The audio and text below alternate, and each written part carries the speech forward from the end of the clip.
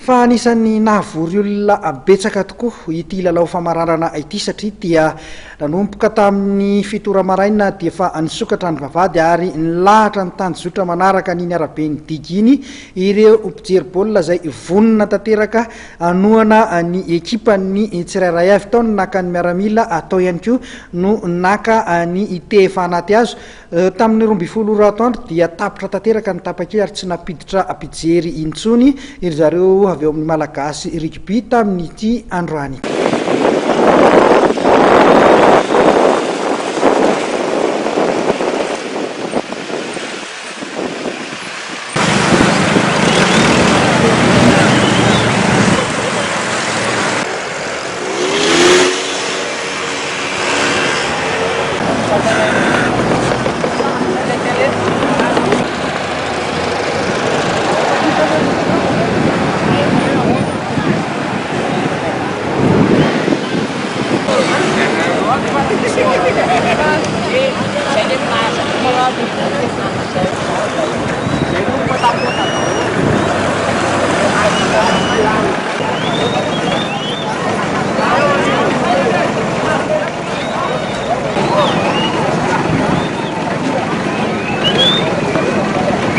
Ianao zao tamin'ny firy niala tany an-trano? Tamin'ny vala zao niala tany.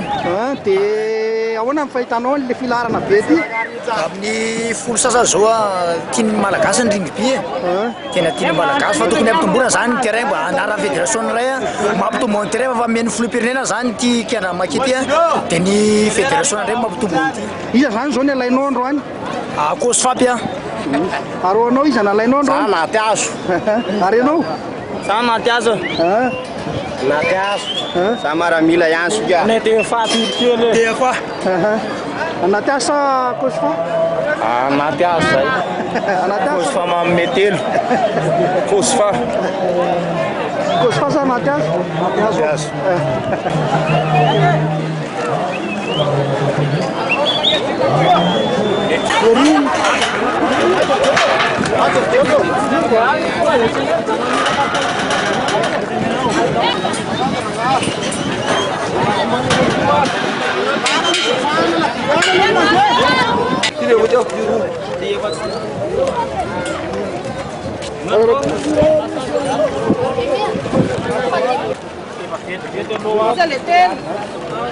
Wala saku ako.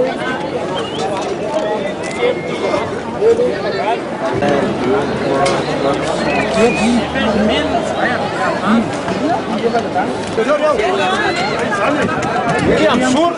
Você vai lá atrás, era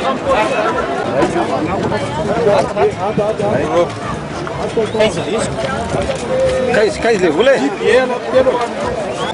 Manisy ke vola peta. Non petra tsara.